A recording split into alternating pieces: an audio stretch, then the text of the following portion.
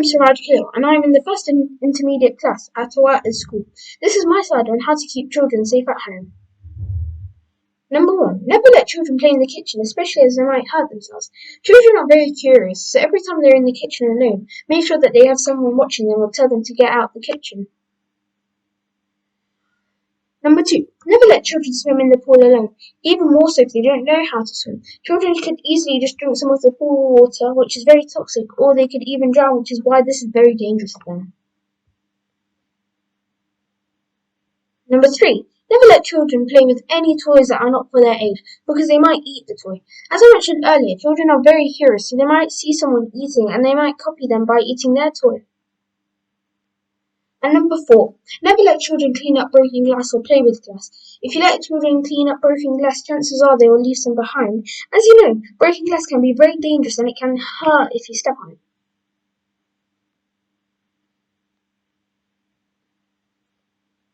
Thank you very much for seeing this. I hope it helps you. The snow day.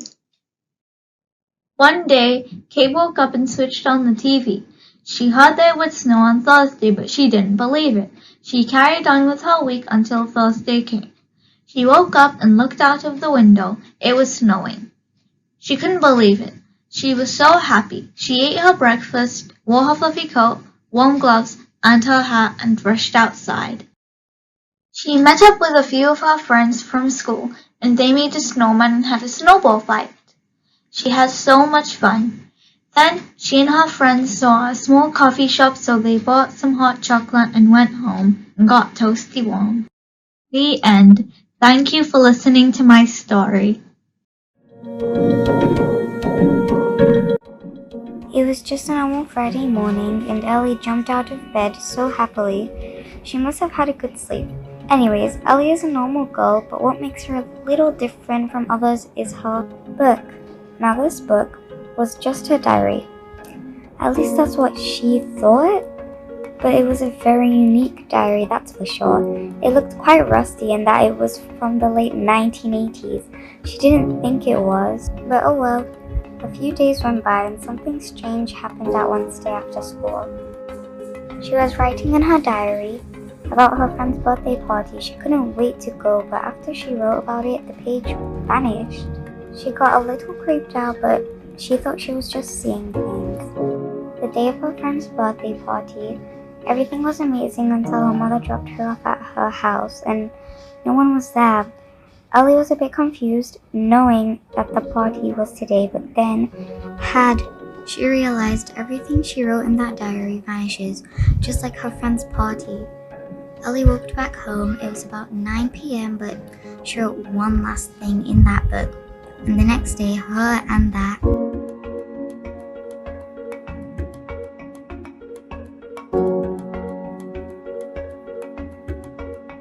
I'm from the Awa'al High School for Boys. I am at the first intermediate class. Today I want to talk about a short story about the boy with the bad temper.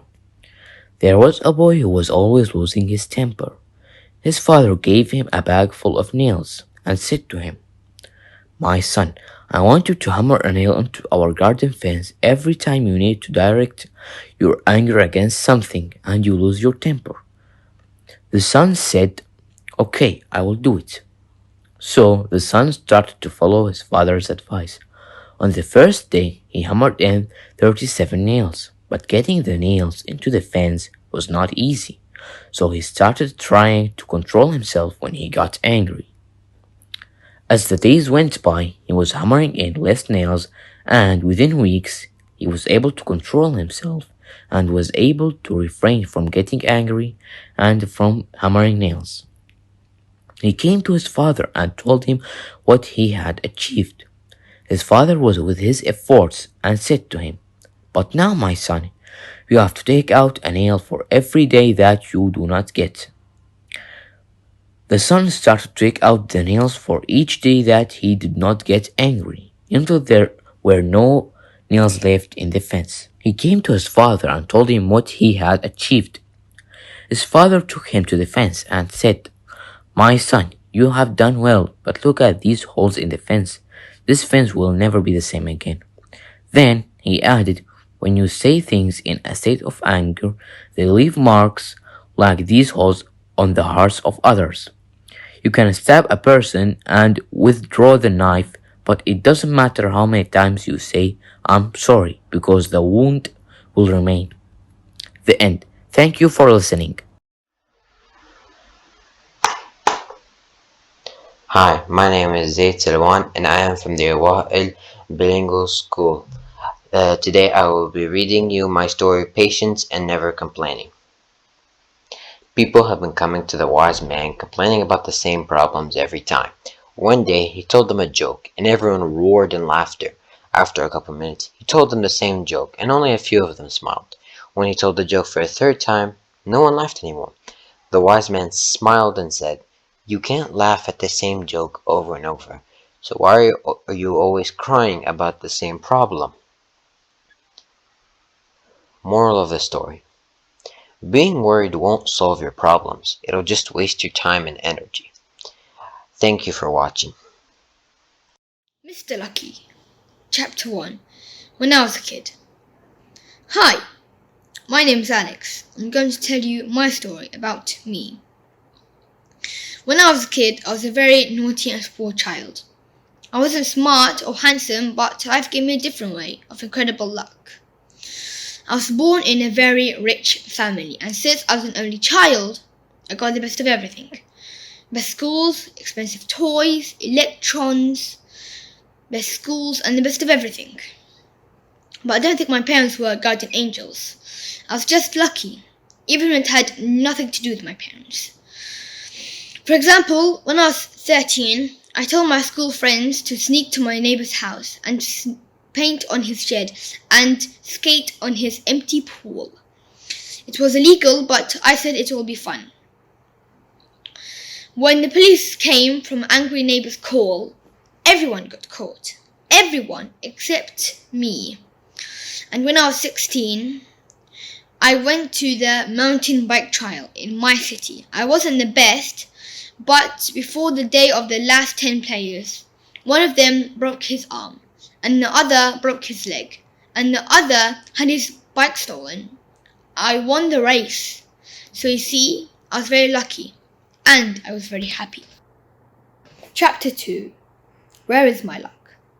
Now things got worse. My parents died when I was 19 years old. I was very sad, but all the money that they had came to me. I depended on my luck, and I had a new hobby. It was riding on my motorcycle. I used to go really fast, and I didn't even wear a helmet. I was very reckless, but one day something very bad happened.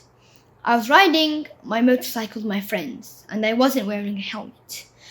Then the motorcycle ran on a rock. Then I fell on the floor and everything went black. All I remembered was the hospital and the doctors leaning over me. When I regained caution, I realized that I was in a hospital bed covered with tubes and other equipment, and my face was fully bandaged. My first thought was that my luck had run out. But then the doctor came in the room, and he said that my chances to survive were from slim to none. But the best doctor in the hospital was passing by, and he saw me, and he saved me. And then I smiled, because I knew that my luck was still with me. I was getting better very fast. I got out of the hospital in a month, and now I had a new face. I had a big scar on the side of my face. I thought it looked savage. I became even cooler. So then they called me Mr. Lucky. Chapter 3. I have not learned my lesson. So now people liked me more. They called me Mr. Lucky. And you think I stopped riding my motorcycle? Of course not. I then bought a new motorcycle. It was faster, but I did wear a helmet, just in case. But then one day something else happened. I decided to go on a red light, and there was a car passing by, and the car crashed in a tree. I saw who was riding the car. It was an old man. He was in caution, so I called the hospital and the police. When the police arrived, they started to ask me lots of questions, but then they left me alone.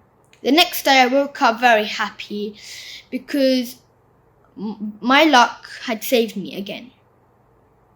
But then 5 policemen came in my house. They tried to arrest me because the man in the car crash had died. I was questioned in the police station. They said after a few weeks we would have a trial. For the first time ever, I was scared. But when I was in the trial, I hoped my luck would save me again, and it did.